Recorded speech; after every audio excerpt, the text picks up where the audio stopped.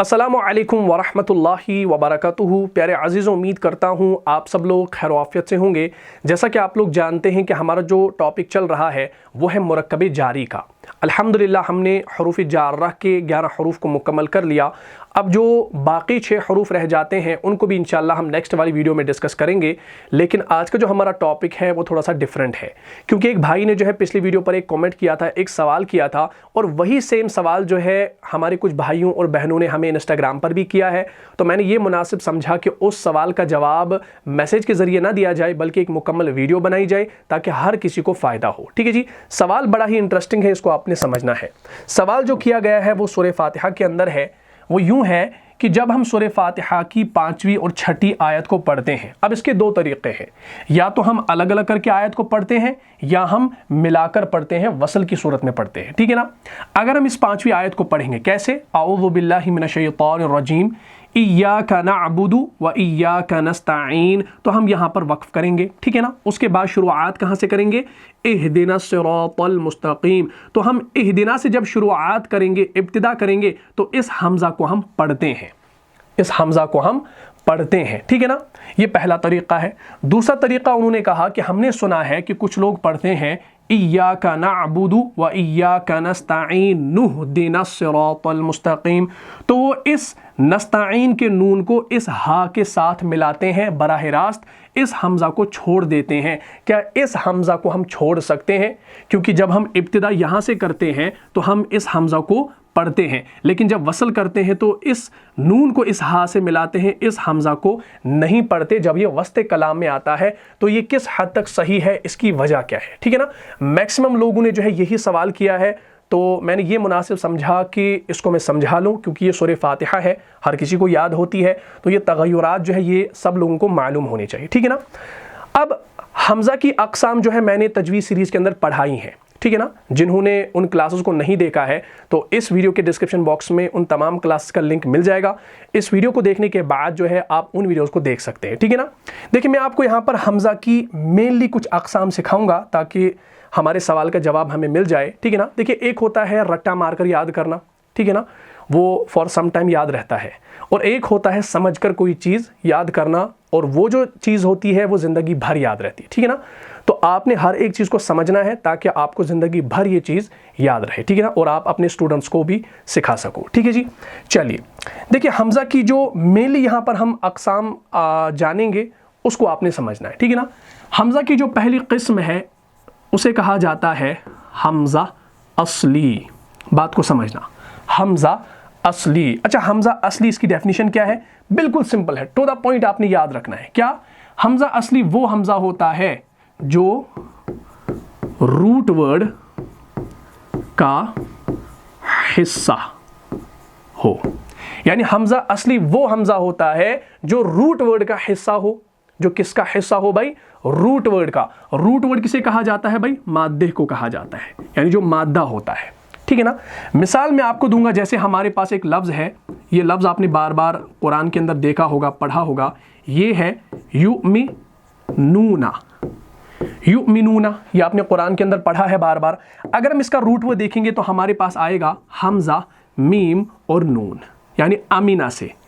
क्या इस root word के अंदर हमज़ा आया? हाँ भाई, हमज़ा आ गया। तो जब हमज़ा रूट वर्ड का हिस्सा है तो इस हमज़ा को हम क्या कहेंगे भाई? इस हमज़ा को हम हमज़ा असली कहेंगे। क्यों? क्योंकि ये रूट वर्ड का हिस्सा है। तो युमिनून के अंदर जो हमज़ा है ये रूट वर्ड का क्या है भाई? हिस्सा है। इस हमज़ा को हम हमज़ा असली कहेंगे। या हमारे पास एक और मिसाल है, जैसे क़राअ, क़राअ, उसने पढ़ा। ठीक है ना। अब क़राअ जो है, इसमें भी ये जो आप हमज़ा देख रहे हैं ये रूट वर्ड का हिस्सा है, तो इसको हम हमज़ा असली कहेंगे। या जैसे हमारे पास होता है दूसरा एक लफ्ज़ अमरा।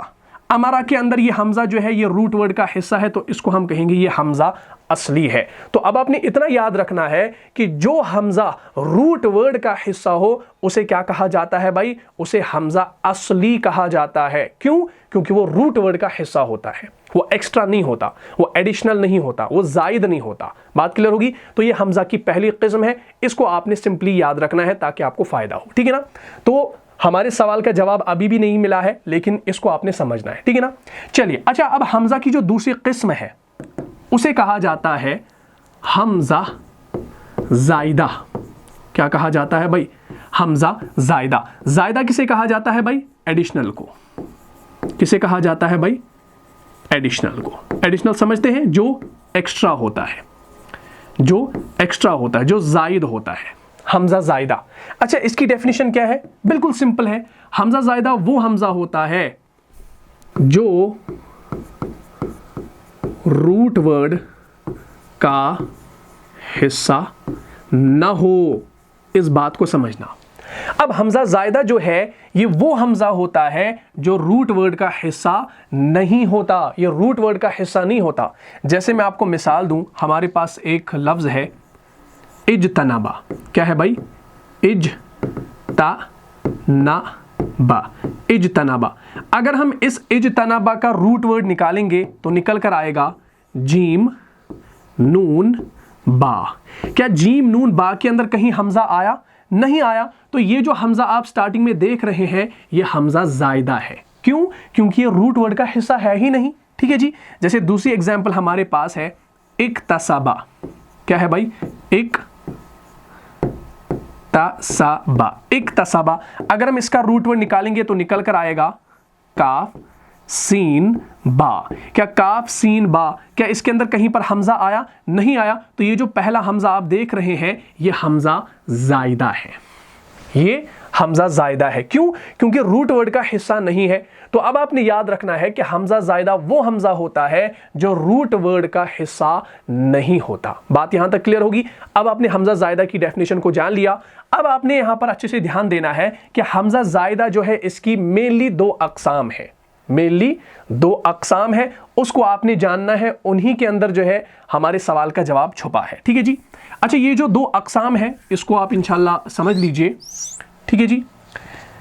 पहली जो किस्म है हमजा जायदा की उसे कहा जाता है हमजा वसली। क्या कहा जाता है भाई?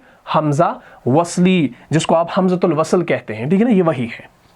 अच्छा, दूसरी जो किस्म है उसे कहा जाता है हमजा कतई। क्या कहा जाता है भाई? हमजा कतई। अब हमारे सवाल का जो जवाब है वो हमें हमजा वसली के अंदर मिलेगा, न कि हमजा कतई के अंदर। तो हमजा कतई जो है इसको हम नहीं पढ़ेंगे क्योंकि ऑलरेडी जो है हमजा कतई की क्लास जो है हमने अपलोड की है तजवीद सीरीज के अंदर। तो इस क्लास का जो लिंक होगा वो आपको इस वीडियो के डिस्क्रिप्शन बॉक्स में भी मिल जाएगा। तो इस हमजा कतई को आप अलग से देख लीजिएगा इंशाल्लाह। ठीक है ना। तो चलिए अब हम यहाँ पर हमजा जायदा की पहली किस्म हमजा वसली को समझते हैं। अब आपने जान लिया कि हमजा जायदा वो हमजा होता है जो रूट वर्ड का हिस्सा नहीं होता। ठीक है ना। अब हमजा वसली जो है ये किसकी किस्म है? हमजा जायदा की किस्म है। तो जाहिर सी बात है हमजा वसली वो हमजा होगा जो रूट वर्ड का हिस्सा नहीं होगा। लेकिन इसकी डेफिनेशन को अब आपने समझना है। बात क्लियर होगी? यहां तक आपने सारा नोट किया है। चलिए अब हम हमजा वसली को समझेंगे। बात को समझना, ये हमारे पास है हमजा वसली। ठीक है ना। ये समझ में आ गया तो जो आपका सवाल है उसका जवाब इंशाल्लाह मिल जाएगा। ठीक है जी। अच्छा, हमजा वसली इसकी डेफिनेशन क्या है? सिर्फ आपने सिंपली याद रखना है हमजा वसली वो हमजा होता है जो इब्तिदाए कलाम में साबित रहे और वस्ते कलाम में हज़फ हो जाए। क्या हो जाए भाई? हज़फ हो जाए। ठीक है ना। हमजा वसली की डेफिनेशन आपने याद रखनी है। अगर ये आपको याद रह जाती है तो आप आसानी से जो है कुरान के अंदर हमजा की पहचान कर सकते हैं कि क्या ये हमजा असली है, जायदा है। ठीक है ना। हमजा वसली है, कतई है, सारा इंशाल्लाह आप समझ जाएंगे। तो हमजा वसली वो हमजा होता है जो इब्तिदाई कलाम में साबित रहे और वस्ते कलाम में हज़फ हो जाए। इसका क्या मतलब है भाई? अब आपको ये समझना है। ठीक है ना। अच्छा, हमजा कतई भी हमजा जायदा की किस्म है। तो अगर हम उसकी डेफिनेशन देखेंगे तो उसमें सिंपली आपने यही डेफिनेशन इस्तेमाल करनी है, लेकिन थोड़ी सी चेंज है कि हमजा कतई जो होता है वो इब्तिदाई कलाम और वस्ते कलाम दोनों में साबित रहता है। ठीक है ना। हमजा कतई की डेफिनेशन क्या है कि वो इब्तिदाई कलाम और वस्ते कलाम दोनों में साबित रहता है। लेकिन हमजा वसली जो होता है वो इब्तिदाई कलाम में साबित रहता है लेकिन वस्ते कलाम में हज़फ हो जाता है। बात क्लियर होगी? इसको आपने अपनी कॉपी पर नोट किया हुआ होगा। अब हम इसको समझते हैं कुरान के अंदर। ठीक है ना। चलिए यहाँ की ओर। बस अब हमारी क्लास इंशाल्लाह ख़त्म होने वाली है तो इसको अब समझ लीजिए। अब सवाल क्या था कि जब हम इय्याका नअबुदु व इय्याका नस्तईन पर रुकते हैं तो उसके बाद इब्तिदा करते हैं इहदिना सिरातल मुस्तकीम। ठीक है ना, ये तो नॉर्मल तरीका है। दूसरा तरीका क्या है कि जब हम दोनों आयतों को मिलाते हैं, वसल करते हैं, तो हम करते हैं इय्याका नअबुदु व इय्याका नस्तईन। तो हम नून को हा के साथ मिलाते हैं, इस हमजा को हम नहीं पढ़ते। क्यों? अगर ये हमजा असली होता तो इसको छोड़ तो नहीं सकते थे, इसको पढ़ना था।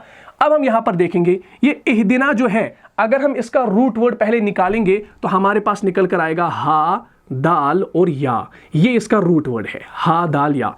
क्या हा दाल या के अंदर कहीं हमजा आया? क्या कहीं हमजा आया?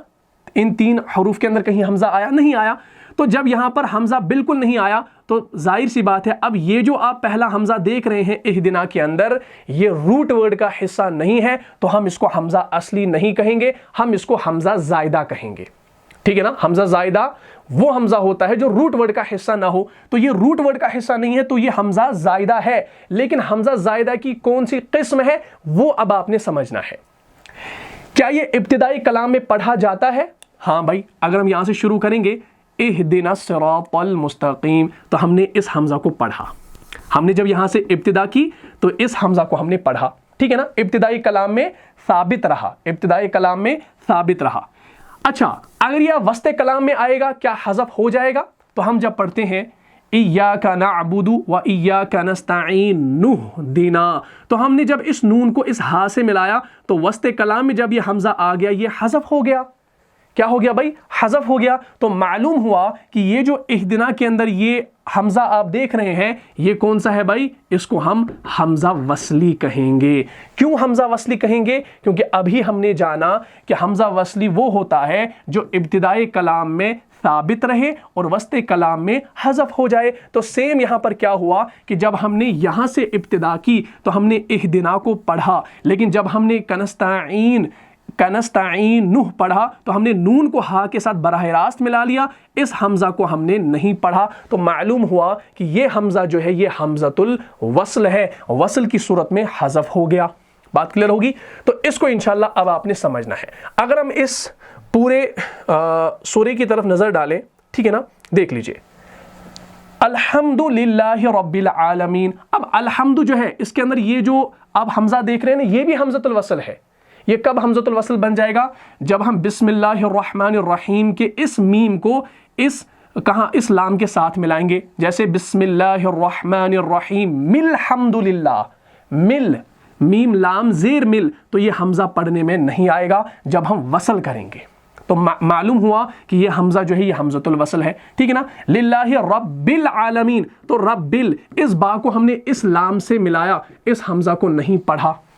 ठीक है ना, तो वस्ते कलाम में हज़फ हो गया। अच्छा, अब देख लीजिए इस आयत को, अर्रहमानिर्रहीम। अगर हम अर्रहमान से शुरू करेंगे तो इस हमजा को पढ़ना पड़ेगा ज़बर देकर। ठीक है ना, इसको पढ़ना पड़ेगा। और बाद में हम क्या करते हैं? अर्रहमानिर्रहीम, तो इस नून को हम रॉ के साथ मिलाते हैं, ना अलिफ पढ़ा जाता है ना लाम पढ़ा जाता है। क्यों? क्योंकि नून जो है ये हरूफ शमसी के हरफ से मिल जाता है, और कायदा है कि जब हरूफ शमसी से पहले अलिफ लाम हो तो क्या होगा? लाम का तलफ़ुज़ नहीं होगा, सिर्फ अलिफ का होगा। लेकिन अगर अलिफ से भी कोई और हो तो दोनों का तलफ़ुज़ नहीं होगा। ये हरूफ शमसी और कमरी के अंदर मैंने पढ़ाया है। हरूफ शमसी और कमरी उन दोनों क्लासेस का जो लिंक होगा वो आपको इस वीडियो के डिस्क्रिप्शन में भी मिल जाएगा, उसको भी इंशाल्लाह देख लीजिएगा। ठीक है ना, तो हम पढ़ते हैं अर्रहमान निर्रहीम। तो हमने पहले अर्रहमान पढ़ा, फिर निर्रहीम पढ़ा। क्यों? क्योंकि यहां पर ये वस्ते कलाम में आया और यहां पर ये इब्तिदाई कलाम में आया। ठीक है ना, लेकिन अगर हम इन दोनों को वस्ते कलाम में लाए, जैसे अल्हम्दुलिल्लाहि रब्बिल आलमीन अर्रहमानिर्रहीम, तो देखिए ना ये हमजा पढ़ा गया ना ये हमजा पढ़ा गया। क्यों? क्योंकि हमने इस नून को इस रॉ के साथ, इस नून को इस रॉ के साथ मिलाया। बात क्लियर होगी ना? तो ये होता है हमारा हमजतुल वसल। जब वसल हम करते हैं तो वसल की सूरत में क्या होता है भाई? ये पढ़ने में नहीं आता। लेकिन अगर हम यहां पर देखेंगे अनअमता, अनअमता जो है ये इब्तिदाई कलाम में भी पढ़ा जाएगा और वस्ते कलाम में भी पढ़ा जाएगा। अगर हम अनअमता इसका रूट वर्ड देखेंगे तो वो निकल कर आएगा नून, आइन और मीम। अब ये हमजा जो है ये रूट वर्ड का हिस्सा नहीं है, लेकिन ये इब्तिदाई कलाम में भी साबित रहता है और वस्ते कलाम में भी साबित रहता है। तो क्या ये हमजतुल वसल है? नहीं, ये हमजतुल वसल नहीं है, ये हमजा कतई है। क्या है भाई? हमजा कतई है। क्यों? क्योंकि ये इब्तिदाई कलाम में भी साबित रहेगा और वस्ते कलाम में भी साबित रहेगा। अगर हम यहां से पढ़ेंगे अनअमता, अनअमता, तो हमने हमजा को पढ़ा। लेकिन अगर हम यहां पर पढ़ेंगे अल्लज़ीना अनअमता, तो हमने अल्लज़ीना भी पढ़ा और अनअमता फिर से पढ़ा। वसल की सूरत में भी अनअमता पढ़ा गया, अगर अनअमता से खाली पढ़ेंगे तब भी अनअमता पढ़ा जाएगा। तो ये हमजा वसली नहीं है, ये हमजा कतई है। ठीक है जी, हमजा कतई की क्लास को भी इंशाल्लाह देख लीजिएगा, लिंक डिस्क्रिप्शन में है। बात यहां तक क्लियर होगी। ये होता है हमजा कतई और हमजा वसली, इनको आपने समझना है तो इंशाल्लाह आपको फायदा होगा। अब देखिए अल मुस्तकीम है, अल मुस्तकीम का अगर हम रूट वर्ड देखेंगे वो है कौफ, वाव और मीम, ये इसका रूट वर्ड है। क्या इस रूट वर्ड के अंदर ये हमजा कहीं आया? नहीं आया, तो ये हमजा वसली है। ठीक है ना, हमजा जायदा है और हमजा वसली है। ठीक है ना। इसी तरीके से अनअमता अलैहिम गैरिल मग़दूबि अलैहिम वलद्दालीन, तो ये सारे यहाँ पर हमज़तुल वसल आप देख रहे हैं। ठीक है ना, तो इनको आपने समझना है। तो यही वजह थी कि जब हम यहाँ पर इय्याका नअबुदु व इय्याका नस्तईन नूह पढ़ते हैं, इस नून को हा के साथ मिलाया जाता है वसल की सूरत में। किसकी सूरत में? वसल की सूरत में। तो वसल की सूरत में इस नून को हा के साथ मिलाया जाता है, इस हमजा को वसल की सूरत में नहीं पढ़ा जाता क्योंकि ये हमजतुल वसल है, वसल की सूरत में हज़फ हो जाता है। ठीक है ना। तो मैंने आपको ये सारी चीज़ें जो है पहले से सिखाई कि हमजा असली जो रूट वर्ड का हिस्सा हो और हमजा ज़ायदा जो रूट वर्ड का हिस्सा ना हो, तो उसके अंदर पहली किस्म आती है हमजा वसली, यानी जो इब्तिदाई कलाम में साबित रहे और वस्ते कलाम में हज़फ हो जाए, जैसे अभी आपने देखा। और हमजा कतई जो होता है वो इब्तिदाई और वस्ते कलाम दोनों में साबित रहता है, पढ़ा जाता है। ठीक है जी। तो ये सवाल था, इसका जवाब इंशाल्लाह आपको मिल गया होगा वजाहत के साथ। तो इसको अब आपने समझना है। और भी कुरान के अंदर अगर आपको कहीं पर सवाल है इन्हीं हरूफ के मुतालिक, तो इंशाल्लाह ज़रूर कीजिए, हम आपकी ज़रूर रहनुमाई करेंगे। मैंने तजवीज़ सीरीज़ के अंदर भी ये सारी चीज़ें पढ़ाई हैं, उनको भी इंशाल्लाह आप देख लीजिए ताकि आप कुरान को भी सही तरीके से पढ़ सकें। अब ये जो औज़ान वगैरह हैं, अब आप यहाँ पर सोच रहे होंगे कि ये वज़न हमें कैसे पता चलेगा, ये रूट वर्ड हमें कैसे पता चलेगा। जब हम इंशाल्लाह आगे सरफ पढ़ेंगे, क्योंकि हमारा अरबी ग्रामर का कोर्स चल रहा है अल्हम्दुलिल्लाह, तो हम आगे चलकर सरफ वगैरह को पढ़ेंगे।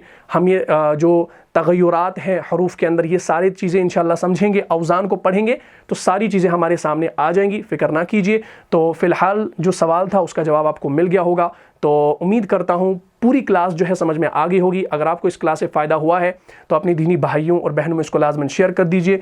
मिलता हूँ इंशाल्लाह नेक्स्ट एपिसोड में, तब तक के लिए आप खुश रहें, सलामत रहें, अमन व हिफाजत में रहें। अस्सलामु अलैकुम व रहमतुल्लाहि व बरकातुहू। जान जा जान से भी प्यारा है, जान जा जान से भी प्यारा है, रहनुमा मुस्तफा हमारा।